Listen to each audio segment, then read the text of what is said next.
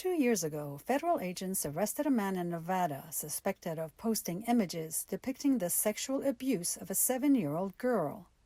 They were able to identify the man by using a single image and matching it with a photo found by Clearview AI, a facial recognition service that contains 3 billion images scraped from the internet. He was in the background of someone else's photo at the gym in the mirror.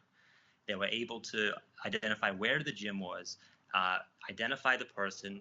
The company says more than 3,000 U.S. law enforcement agencies employ its software, which uses an advanced algorithm to identify and match faces. Sergeant Jason Webb, who's with the Oxford, Alabama Police Department, says the technology is making a difference.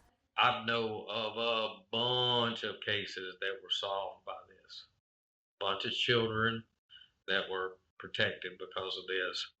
But he adds, you can't just solely use a facial recognition hit to obtain a warrant on a suspect.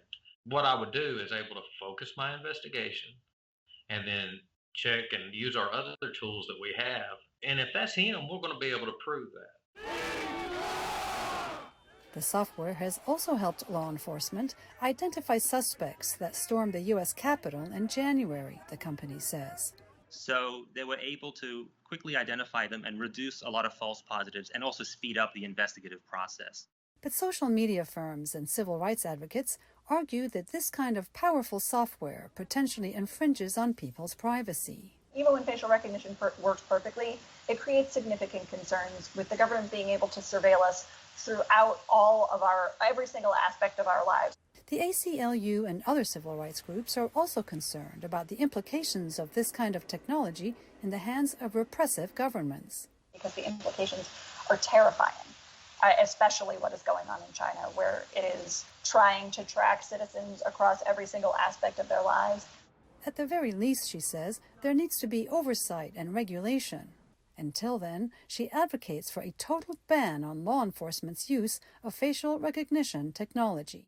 Clearview's Ton Tat says his software includes guidelines. There's always a pop-up educating the customer saying you cannot use this as a sole source for an arrest. And says they have limited their customer base to mostly government and law enforcement in the U.S. for now. As the debate over the use of facial recognition technology continues, some in law enforcement hope the technology is here to stay. If you solve one of those things, identify a missing person, or you find an offender that's hurting a child, it's all worth it. Julie Taboh, VOA News.